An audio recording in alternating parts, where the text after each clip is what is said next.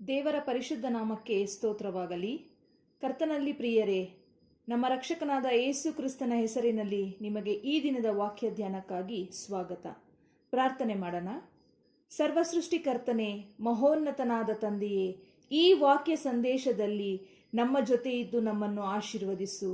ನಿನ್ನ ಮಾತುಗಳನ್ನು ನಮ್ಮ ಹೃದಯದಲ್ಲಿ ಇಟ್ಟು ನಿನ್ನ ಸ್ವರಕ್ಕೆ ನಾವು ಕಿವಿಗೊಡುವಂತೆ ಮಾಡು.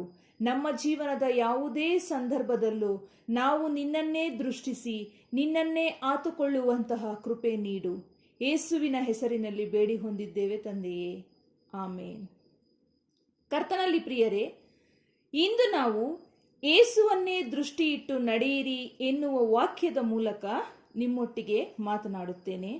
ಉದಾಹರಣೆಗೆ, ಪೇತ್ರನು, ಯೇಸು ಸ್ವಾಮಿಯ ಶಿಷ್ಯನಾದ ಪೇತ್ರನು ನೀರಿನ ಮೇಲೆ ನಡೆದದ್ದು. ಅವನಿಗೆ ಯೇಸುವಿನ ಮೇಲೆ ಇದ್ದಂತಹ ದೃಢವಾದ ನಂಬಿಕೆ ಅವನನ್ನು ನೀರಿನ ಮೇಲೆ ನಡೆಯುವಂತೆ ಮಾಡಿತು. ಮಿಕ್ಕ ಎಲ್ಲಾ ಶಿಷ್ಯರಿಗಿಂತಲೂ ವಿಭಿನ್ನವಾಗಿ ಇಟ್ಟ ಹೆಜ್ಜೆ ಅದು. ಯೇಸು ಸ್ವಾಮಿ ಸಮುದ್ರದಲ್ಲಿ ನೀರಿನ ಮೇಲೆ ನಡೆದು ಬರ್ತಾ ಇರೋದನ್ನ ನೋಡಿ ಪೇತ್ರ, ಸ್ವಾಮಿ ನಾನು ನಿನ್ನಂತೆ ನೀರ ಮೇಲೆ ನಡೆಯಬೇಕು ಅಂದಾಗ ಯೇಸು ಸ್ವಾಮಿ ನಡಿ ಅಂದ್ರು. ಆಗ ಅವನು ಯೇಸು ಸ್ವಾಮಿಯ ಮಾತಿನ ಮೇಲೆ ಇದ್ದಂಥ ನಂಬಿಕೆಗೆ ತಕ್ಷಣ ಬೋಟಿಂದ ಕೆಳಗೆ ಇಳಿದು ನೀರಿನ ಮೇಲೆ, ಸಮುದ್ರದ ಮೇಲೆ ನಡೀತಾ ಹೋಗ್ತಾನೆ.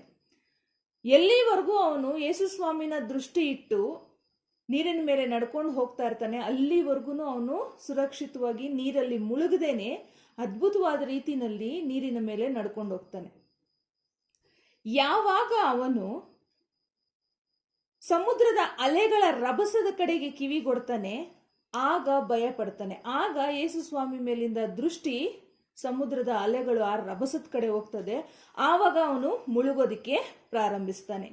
ಮತ್ತೆ ಯೇಸು ಸ್ವಾಮಿ ಹೋಗಿ ಅವನನ್ನ ಕೈ ಹಿಡಿದು ಮೇಲಕ್ಕೆ ಎತ್ತುತ್ತಾರೆ. ಇದರಲ್ಲಿ ನಮಗೇನ್ ಗೊತ್ತಾಗುತ್ತೆ ಅಂದ್ರೆ, ನಮಗೆ ನಮ್ಮ ಜೀವನದಲ್ಲಿ ಕಷ್ಟ, ಸಂಕಟ, ನೋವು, ಬಾಧೆ, ಅವಮಾನ ನಮ್ಮ ಸುತ್ತ ಇರುತ್ತೆ. ಆದ್ರೆ ನಮ್ಮ ದೃಷ್ಟಿ, ನಾವು ನಿಜವಾಗ್ಲೂ ಸ್ವಾಮಿನ ನಂಬಿರೋದಾದ್ರೆ ನಮ್ಮ ದೃಷ್ಟಿ ಸ್ವಾಮಿ ಮೇಲೆ ಮಾತ್ರ ಇರಬೇಕು. ಸ್ವಾಮಿನ ನಂಬದವರಿಗೆ ಜೀವನದಲ್ಲಿ ಕಷ್ಟ ಬರಲ್ಲ ಅಂತಲ್ಲ, ಬಂದೇ ಬರ್ತದೆ. ಆದ್ರೆ ಆ ಎಲ್ಲಾ ಕಷ್ಟಗಳಿಗಿಂತ ದೊಡ್ಡವರು ಯೇಸು ಸ್ವಾಮಿ ನಮ್ಮ ಜೊತೆಲಿ ಇದ್ದಾರೆ ಅನ್ನೋದು ನಮ್ಮ ಹೃದಯದಲ್ಲಿ ದೃಢವಾದ ನಂಬಿಕೆ ಆಗಿರ್ಬೇಕು. ಆಗ ಮಾತ್ರ ನಮ್ಮ ಜೀವನದಲ್ಲಿ ಬರುವಂತಹ ಏನೇ ಸಮಸ್ಯೆ, ಕಷ್ಟ, ಸಂಕಟ, ತೊಂದರೆಗಳನ್ನು ನಾವು ಯೇಸು ಸ್ವಾಮಿ ಹೆಸರಿನಲ್ಲಿ ಜಯಿಸಿ ನಿಲ್ಲೋದಿಕ್ಕೆ ಸಹಾಯ ಆಗುತ್ತೆ. ಆತನನ್ನೇ ದೃಷ್ಟಿಸುವವರು ಪ್ರಕಾಶ ಹೊಂದುವರು. ನಮ್ಮ ಜೀವನದ ಎಲ್ಲಾ ಕಷ್ಟ ತೊಂದರೆಗಳನ್ನು ಸೈಡಿಗಿಟ್ಟು, ನನ್ನ ಜೊತೆನಲ್ಲಿ ನೀನಿದೆಯಪ್ಪ, ನಾನು ನಿನ್ನನ್ನು ಮಾತ್ರ ದೃಷ್ಟಿಸಿ ನೋಡ್ತೀನಿ, ಅದೆಂಥದೇ ಕಷ್ಟ ಬಂದ್ರೂ ನಾನು ನಿನ್ನನ್ನು ನಂಬ್ಕೊಂಡಿರೋದ್ರಿಂದ ನೀನು ನನ್ನನ್ನು ಅವೆಲ್ಲವುಗಳಿಂದ ತಪ್ಪಿಸಿ ಕಾಪಾಡಲು ಶಕ್ತನಾಗಿದ್ದಿ ಅನ್ನೋದನ್ನ ನಾವು ನಮ್ಮ ಬಾಯಿಂದ ಅರಿಕೆ ಮಾಡಿ ಪ್ರಾರ್ಥನೆ ಮಾಡಬೇಕು. ಜಯದ ಮೇಲೆ ಜಯವನ್ನು ಹೊಂದಲು ನಾವು ದೇವರನ್ನು ಸಂಪೂರ್ಣವಾಗಿ ನಂಬಬೇಕು, ನಮ್ಮ ಹೃದಯದಲ್ಲಿ ಯಾವುದೇ ರೀತಿಯ ಅನುಮಾನವಿಲ್ಲದೆ.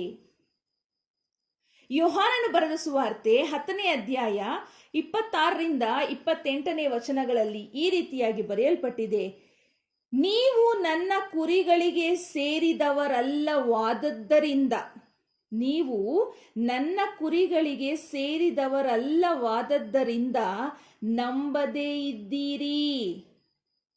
ನನ್ನ ಕುರಿಗಳು ನನ್ನ ಸ್ವರಕ್ಕೆ ಕಿವಿಗೊಡುತ್ತವೆ, ನಾನು ಅವುಗಳನ್ನು ಬಲ್ಲೆನು, ಅವು ನನ್ನ ಹಿಂದೆ ಬರುತ್ತವೆ. ನಾನು ಅವುಗಳಿಗೆ ನಿತ್ಯ ಜೀವವನ್ನು ಕೊಡುತ್ತೇನೆ, ಅವು ಎಂದಿಗೂ ನಾಶವಾಗುವುದೇ ಇಲ್ಲ. ಇಲ್ಲಿ ಏನು ಹೇಳ್ತಾ ಇದ್ದಾರೆ? ನನ್ನ ಕುರಿಗಳು ನನ್ನ ಸ್ವರಕ್ಕೆ ಕಿವಿಗೊಡುತ್ತದೆ. ಒಂದು ವೇಳೆ ನಾವು ಆತನ ಸ್ವರಕ್ಕೆ ಕಿವಿಗೊಡೋದೇ ಆದ್ರೆ ನಮಗೆ ನಮ್ಮ ಜೀವನದಲ್ಲಿರುವಂತಹ ಯಾವುದೇ ಸಂಕಷ್ಟಗಳಾಗಿರ್ಬೋದು, ನಾವು ಅದಕ್ಕೆ ಭಯ ಪಡೋದಿಲ್ಲ. ಜಾಸ್ತಿ ಇಂಪಾರ್ಟೆನ್ಸ್ ನಾವು ನಮ್ಮ ಸಮಸ್ಯೆಗಳಿಗೆ ಕೊಡೋದಿಲ್ಲ. ನಮ್ಮ ಸಮಸ್ಯೆಗಳನ್ನ ತಪ್ಪಿಸಿ ನಮ್ಮನ್ನ ಕಾಪಾಡುವಂತ ಯೇಸು ಸ್ವಾಮಿ ದೊಡ್ಡವರು, ಎಲ್ಲದಕ್ಕಿಂತ ದೊಡ್ಡವರು, ಅವರು ನಮ್ಮ ಜೊತೆಲಿ ಇದ್ದಾರೆ ಅನ್ನುವಂಥದ್ದು ನಮ್ಮಲ್ಲಿ ಒಂದು ದೃಢವಾದ ವಿಶ್ವಾಸ, ನಿರ್ಣಯ ನಮ್ಮಲ್ಲಿರ್ತದೆ. ಆದುದರಿಂದ ಕರ್ತನಲ್ಲಿ ಪ್ರಿಯರೇ, ನಮ್ಮ ಜೀವನದಲ್ಲಿ ನಮಗೆ ಅನೇಕ ವಿಧವಾದ ಸಮಸ್ಯೆಗಳು ಇವೆ. ಆದರೂ ನಾವು ನಮ್ಮ ಬಾಯಲ್ಲಿ ಅರಿಕೆ ಮಾಡಬೇಕು, ಏ ಸಮಸ್ಯೆಯೇ, ನಿನಗಿಂತಲೂ ನನ್ನ ಯೇಸು ದೊಡ್ಡವರು. ನನ್ನ ಯೇಸುವಿನ ಕೃಪೆ ಮತ್ತು ಆಶೀರ್ವಾದದಿಂದ ನಾನು ನಿನ್ನನ್ನು ಜಯಿಸುತ್ತೇನೆ ಅಂತ ಹೇಳಬೇಕು. ಸಂಪೂರ್ಣವಾದ ದೃಢವಾದ ಮನಸ್ಸಿನಿಂದ ಸಮಸ್ಯೆಗೆ ನಾವು ಎದುರಿಸಬೇಕು, ನನ್ನ ಜೊತೆ ನನ್ನ ಸ್ವಾಮಿ ಇದ್ದಾರೆ ಅಂತ. ಆದ್ರೆ ನಾವೇನ್ ಮಾಡ್ತೀವಿ, ನನ್ನ ಸ್ವಾಮಿನ ನಾನು ನಂಬ್ಕೊಂಡಿದ್ದೀನಿ ಅಂತ ಕೂತಿರ್ತೀವಿ. ಆದ್ರೆ ನಮ್ಮ ಸಮಸ್ಯೆಗಳನ್ನ ನೆನೆಸ್ಕೊಂಡು ನಾವು ಕಣ್ಣೀರ್ ಹಾಕ್ತಾ ಸದಾ ಭಯದಲ್ಲಿ ಕೂತ್ಕೊಂಡಿರ್ತೀವಿ. ಇದು ನಿಜವಾಗ್ಲೂ ದೇವರ ಮೇಲಿನ ನಂಬಿಕೆ ಅಲ್ಲ. ದೇವರ ಮೇಲಿನ ನಂಬಿಕೆ ನಮಗೆ ನಿಜವಾಗ್ಲೂ ಇರೋದಾದ್ರೆ ನಮ್ಮ ಸಮಸ್ಯೆಗಳನ್ನು ನೋಡಿ ನಾವು ಹೆದರ್ಕೊಂಡು ಕುತ್ಕೊಳ್ಳೋದಿಲ್ಲ. ನಮ್ಮ ಸಂಪೂರ್ಣವಾದ ದೃಢವಾದ ಮನಸ್ಸು ದೇವರ ಮೇಲೆ ಇರ್ತದೆ. ದೇವರಿಗೆ ಅಸಾಧ್ಯವಾದದ್ದು ಯಾವುದೂ ಇಲ್ಲ. ಹಾಗಿರ್ಬೇಕಾದ್ರೆ ನಮ್ಮ ಜೀವನದಲ್ಲಿ ನಮಗಿರುವ ಕಷ್ಟಗಳು ನಮ್ಮ ಪಾಲಿಗೆ ದೊಡ್ಡದಾಗಿರ್ಬೋದು, ಆದ್ರೆ ದೇವರಿಗೆ ಅಸಾಧ್ಯವಾದದ್ದು ಯಾವುದೂ ಇಲ್ಲ. ದೇವರಿಗೆ ನಮ್ಮನ್ನ ನಾವು ಸಂಪೂರ್ಣವಾಗಿ ಒಪ್ಪಿಸಿಕೊಟ್ಟು ಆತನನ್ನು ನಂಬೋದಾದ್ರೆ ನಮ್ಮ ಎಲ್ಲಾ ಸಮಸ್ಯೆಗಳಿಗೂ ಯಾವಾಗ ಅಂದ್ರೆ ತಕ್ಕ ಕಾಲದಲ್ಲಿ ಪ್ರತಿಫಲ ಹೇಗೆ ಸಿಗಬೇಕೋ ಆ ಸಮಯಕ್ಕೆ ತಕ್ಕ ಹಾಗೆ ನಮಗೆ ಒಳ್ಳೆಯ ಪ್ರತಿಫಲ ದೇವರಿಂದ ಸಿಕ್ಕೇ ಸಿಗುತ್ತದೆ.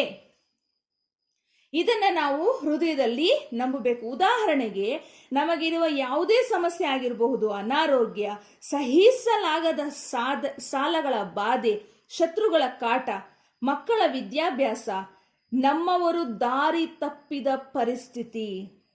ಗಂಡ ಹೆಂಡತಿಗಾಗಿ ಬೇಡ್ಕೊಳ್ತಾರೆ, ದೇವರ ಕಡೆ ತಿರ್ಕೊಂಡ್ಲಿ, ಒಳ್ಳೆ ದಾರಿನಲ್ಲಿ ನಡೀಲಿ ಅಂತ. ಹೆಂಡತಿ ಗಂಡನಿಗಾಗಿ ಬೇಡ್ಕೊಳ್ತಾರೆ.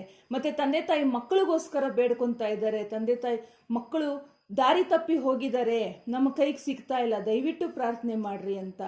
ಅನೇಕ ವಿಚಾರಗಳಲ್ಲಿ ಈ ದಿನ ನಮಗೆ ಗೊತ್ತಾಗ್ತಾ ಇದೆ. ಅನೇಕ ಎಲ್ಲಾರು ನಾನಾ ವಿಧವಾದ ಶತ್ರುಗಳ ಕಾಟ, ಮತ್ತೆ ವಿದ್ಯಾಭ್ಯಾಸ, ಹಣಕಾಸಿನ ತೊಂದರೆ, ವ್ಯಾಪಾರ, ಅನಾರೋಗ್ಯ, ಲಕ್ವ, ಕ್ಯಾನ್ಸರು, ಬ್ರೈನ್ ಟ್ಯೂಮರು, ಮತ್ತೆ ಉದ್ಯೋಗ, ಮನೆ ಕಟ್ಟೋದು, ಮಾನಸಿಕ ಖಿನ್ನತೆ, ಅನಾಥರು, ವಿಧವೆಯರು, ದಿಕ್ಕಿಲ್ಲದವರು, ಇತ್ಯಾದಿ ಇತ್ಯಾದಿ ಇನ್ನೂ ಅನೇಕ ಸಮಸ್ಯೆಗಳು ನಮ್ಮ ಸುತ್ತಲೂ ಇದೆ. ನಾನು ಒಪ್ಕೋತೀನಿ, ಇಲ್ಲ ಅಂತ ನಾನು ಹೇಳ್ತಿಲ್ಲ. ಆದ್ರೆ ಆ ಎಲ್ಲ ಎಷ್ಟೇ ಘೋರವಾದ ಕಷ್ಟಗಳು ನಮ್ಮ ಸುತ್ತ ಇದ್ದರೂ ಅವೆಲ್ಲವುಗಳಿಂದ ತಪ್ಪಿಸಿ ಪಾರು ಮಾಡುವಂತ ನಮ್ಮ ರಕ್ಷಕನು ನಮ್ಮ ಜೊತೆನೇ ಇದ್ದಾರೆ. ನಾವು ಯಾಕೆ ಆತನ ಸ್ವರವನ್ನ ಕೇಳಿಸ್ಕೊಳ್ತಾ ಇಲ್ಲ? ಅವರು ನಮಗೆ ಸದಾ ಹೇಳ್ತಿರ್ತಾರೆ, ಭಯ ಪಡಬೇಡ್ರಿ, ಭಯ ಪಡಬೇಡ್ರಿ, ನಾನ್ ನಿಮ್ ಜೊತೆ ಇದ್ದೀನಿ, ನಾನ್ ನಿಮ್ ಜೊತೆ ಇದ್ದೀನಿ. ಯಾಕೆ ನಾವು ಆ ಸ್ವರಕ್ಕೆ ಕಿವಿಗೊಡ್ತಾ ಇಲ್ಲ? ಆ ಸ್ವರ ಇವತ್ತು ನಮಗ್ ಕೇಳಿಸ್ತಾ ಇಲ್ಲ. ನಮಗ್ ಸಮಸ್ಯೆನೇ ನಮ್ಮ ಕಣ್ಣಿಗೆ ಕಾಣಿಸ್ತಾ ಇದೆ ಅನ್ನೋದಾದ್ರೆ ಇದು ನಾವು ದೇವರನ್ನ ನಂಬಿರುವಂತ ಸರಿಯಾದ ರೀತಿ ಅಲ್ಲ. ದೇವರನ್ನ, ಸ್ವಾಮಿನ ನಾವು ನಂಬಿರೋದೇ ಆದ್ರೆ ಆ ನಂಬಿಕೆ ಬರೀ ನಮ್ಮ ಹೃದಯಗಳಲ್ಲಿ ಇರೋದಲ್ಲ, ಅದು ಕಾರ್ಯಗಳ ಮೂಲಕನೂ ವ್ಯಕ್ತ ಆಗ್ಬೇಕು. ನಂಬಿಕೆ ಮಾತ್ರ ಇದ್ರೆ ಸಾಲದು. ನಮ್ಮ ಕೆಲಸಗಳಲ್ಲಿ ನಾವು ಅದನ್ನ ವ್ಯಕ್ತಪಡಿಸಬೇಕು. ಧೈರ್ಯವಾಗಿ ಜೀವನನ ಸಾಗಿಸೋ ಕಡೆ ನಮ್ಮ ಕಣ್ಣು, ನಮ್ಮ ದೃಷ್ಟಿ ಆ ಕಡೆ ಇರಬೇಕು. ಹಾಗಾಗಿ ನಾನು ಹೇಳ್ತೀನಿ ಪ್ರಿಯರೇ, ಯಾವುದೇ ರೀತಿನಲ್ಲಿನೂ ಭಯ ಪಡಬೇಡ್ರಿ. ದೇವರು ಇನ್ನೊಂದು ಮಾತು ಹೇಳಿದ್ದಾರೆ. ಏನಪ್ಪ ಅಂತಂದ್ರೆ, ಆತನಲ್ಲಿ ಭಯ ಭಕ್ತಿ ಉಳ್ಳವರ, ಅಂದ್ರೆ ಆತನಲ್ಲಿ ಭಯ ಭಕ್ತಿ ಉಳ್ಳವರ ಸುತ್ತಲೂ ಆತನು ತನ್ನ ದೂತರನ್ನು ಕಾವಲಿರಿಸಿ ಕಾಪಾಡುತ್ತಾನೆ. ಯಾವಾಗ ನಾವು ನಮ್ಮ ಸಮಸ್ಯೆಗಳಿಗೆ ಹೇಳ್ತೀವಿ ನನ್ನ ಸ್ವಾಮಿನೇ ದೊಡ್ಡವರು ಅಂತ, ನಾವು ಆತನ ಮೇಲೆ ಜಾಸ್ತಿ ಆತ್ಕೊಂಡು ಆತನ ಮೇಲೆ ನಾವು ಭರವಸೆ ಇಟ್ಟಾಗ ನಾವು ಯಾರಾಗ್ತೀವಿ? ಆತನಲ್ಲಿ ಭಯ ಭಕ್ತಿ ಉಳ್ಳವರ ಜನಗಳಲ್ಲಿ ಒಂದಾಗ್ತೀವಿ. ಆಗ ಏನ್ ಬರ್ದಿದೆ ಅಲ್ಲಿ? ಆತನಲ್ಲಿ ಭಯ ಭಕ್ತಿ ಉಳ್ಳವರ ಸುತ್ತಲೂ ಆತನು ತನ್ನ ದೂತರನ್ನು ದಂಡಿಳಿಸಿ ಕಾವಲಿರಿಸಿ ಕಾಪಾಡುತ್ತಾನೆ. ಯಾವಾಗ ಆತನ ದೂತನು ನಮ್ಮ ಸುತ್ತಲೂ ಇರುತ್ತಾರೋ ಆಗ ಸಮಸ್ಯೆಗಳನ್ನು ತಂದು ಒಡ್ಡುವ ಸೈತಾನ ನಮ್ಮಿಂದ ದೂರ ಇರ್ತಾರೆ. ಆ ಸೈತಾನನಿಗೆ ನಾವು ಯಾವುದೇ ರೀತಿನಲ್ಲಿನೂ ಅವಕಾಶ ಮಾಡಿಕೊಡಬಾರದು. ಯೇಸು ಹೇಳಿದ್ದು, ನನ್ನ ಬಳಿಗೆ ಬರುವವರನ್ನು ನಾನು ತಳ್ಳಿ ಬಿಡುವುದಿಲ್ಲ. ಹಾಗಾಗಿ ಇನ್ನು ಮುಂದೆ ನಿಮ್ಮ ಯಾವುದೇ ಸಮಸ್ಯೆಗಳಿಗೂ ಅಳಬೇಡ್ರಿ. ಕಣ್ಣೀರು ಒರೆಸ್ಕೊಂಡು ಧೈರ್ಯವಾಗಿ ನಿಂತ್ಕೊಳ್ರಿ. ನಮಗೆ ಆತನ ಮೇಲೆ ಇರುವ ನಂಬಿಕೆ, ಪ್ರೀತಿ ನಿಜವೇ ಆಗಿದ್ರೆ ನಮ್ಮ ಕಣ್ಣಲ್ಲಿ ನೀರು ಬರಬಾರದು. ನಮ್ಮ ಕಣ್ಣಲ್ಲಿ ದೇವರ ಮೇಲಿನ ನಂಬಿಕೆ ಮತ್ತು ಧೈರ್ಯ ಇತರರಿಗೆ ಕಾಣೋ ಹಾಗೆ ನಾವು ಬದುಕಬೇಕು.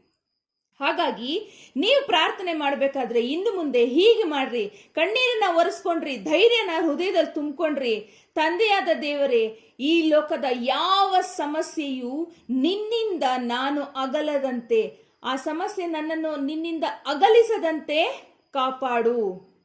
ನೀನು ನನ್ನ ಹೃದಯದಲ್ಲಿ ಸದಾ ವಾಸಿಸು. ನಿನ್ನ ಸತ್ಯದ ಆತ್ಮನನ್ನು ನನಗೆ ಕೊಡು. ಸತ್ಯದ ಆತ್ಮನ ಮೂಲಕ ನಾನು ನಿನ್ನನ್ನು ಸದಾ ಆತುಕೊಂಡಿರುವಂತೆ ಕೃಪೆ ಮಾಡು.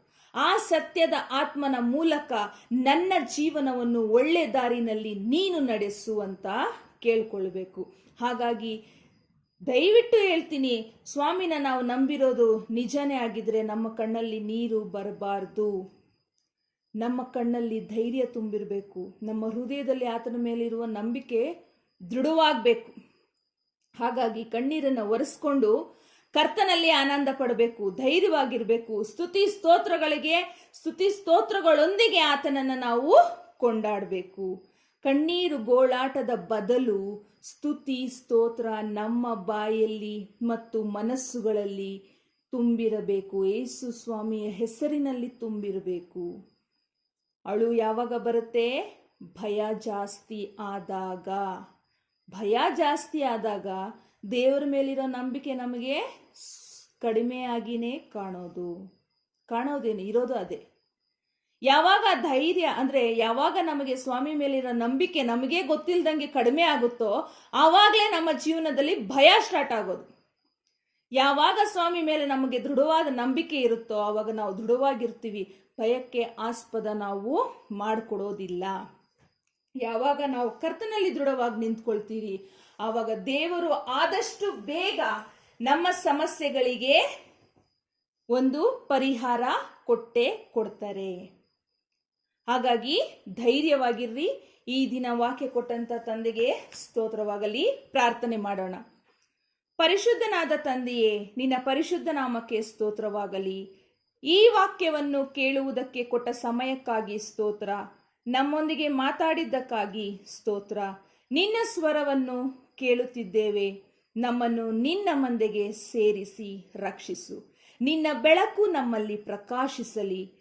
ನಮ್ಮಲ್ಲಿ ಅಪನಂಬಿಕೆ ಹುಟ್ಟಿಸುವ, ಅನುಮಾನ ಹುಟ್ಟಿಸುವ ದುಷ್ಟ ಸೈತಾನನ ಶಕ್ತಿ ಮತ್ತು ತಂತ್ರೋಪಾಯಗಳನ್ನು ಪುನರುತ್ಥಾನವಾದ ಯೇಸುವಿನ ಹೆಸರಿನಲ್ಲಿ ಬಂಧಿಸುತ್ತೇವೆ. ನಿನ್ನಲ್ಲಿ ನಾವು ಸಮಾಧಾನದಿಂದಿರುವಂತೆ ಕೃಪೆ ತೋರಿಸು. ನಮ್ಮನ್ನು ನಡೆಸು. ನಿನ್ನ ಪರಿಶುದ್ಧವಾದ ಹೆಸರಿನಲ್ಲಿ ನಮ್ಮ ಎಲ್ಲಾ ಸಮಸ್ಯೆಗಳನ್ನು, ತೊಂದರೆ, ಕಷ್ಟ, ಕಣ್ಣೀರನ್ನು ಎದುರಿಸಿ ನಿಂತು ಗೆಲ್ಲಲು ಕೃಪೆ ನೀಡು. ನೀನು ಹಾಗೆ ಮಾಡುತ್ತಿ ಎನ್ನುವ ನಂಬಿಕೆ ನಮಗಿದೆ. ಯೇಸುವಿನ ಹೆಸರಿನಲ್ಲಿ ಬೇಡಿ ಹೊಂದಿದ್ದೇವೆ ನಮ್ಮ ತಂದೆಯೇ. ನಮ್ಮನ್ನು ನಾವು ತಗ್ಗಿಸುತ್ತೇವೆ. ಎಲ್ಲಾ ಘನಮಾನ ಮಹಿಮೆ ಯುಗ ಯುಗಾಂತರಗಳಲ್ಲಿಯೂ ನಿನಗೆ ಸಲ್ಲಿಕೆಯಾಗಿರಲಿ. ಆಮೇನ್. ಕರ್ತನಲ್ಲಿ ಪ್ರಿಯರೇ, ತಂದೆ ದೇವರ ಕೃಪೆ, ಆಶೀರ್ವಾದ ಸದಾ ನಿಮ್ಮೆಲ್ಲರೊಂದಿಗೆ ಇರಲಿ. ಕಡೆಯಲ್ಲಿ ಹೇಳ್ತಾ ಇದ್ದೀನಿ, ದಯವಿಟ್ಟು ಅಳಬೇಡ್ರಿ. ದೇವರು ನಿಮ್ಮ ಸಂಗಡ ಇದ್ದಾರೆ. ಕರ್ತನ ಹೆಸರಿನಲ್ಲಿ ನಿಮ್ಮ ಎಲ್ಲ ಸಮಸ್ಯೆಗಳನ್ನು ಜಯಿಸಿ ನಿಲ್ಲಿರಿ. ತಂದೆ ದೇವರು ಆತನ ಶಾಂತಿ ಸಮಾಧಾನವನ್ನು ನಿಮಗೆ ಕೊಟ್ಟು ಸದಾ ನಿಮ್ಮ ಜೊತೆಯಲ್ಲಿದ್ದು ಕಾಯ್ದು ಕಾಪಾಡಲಿ. ಆಮೇನ್.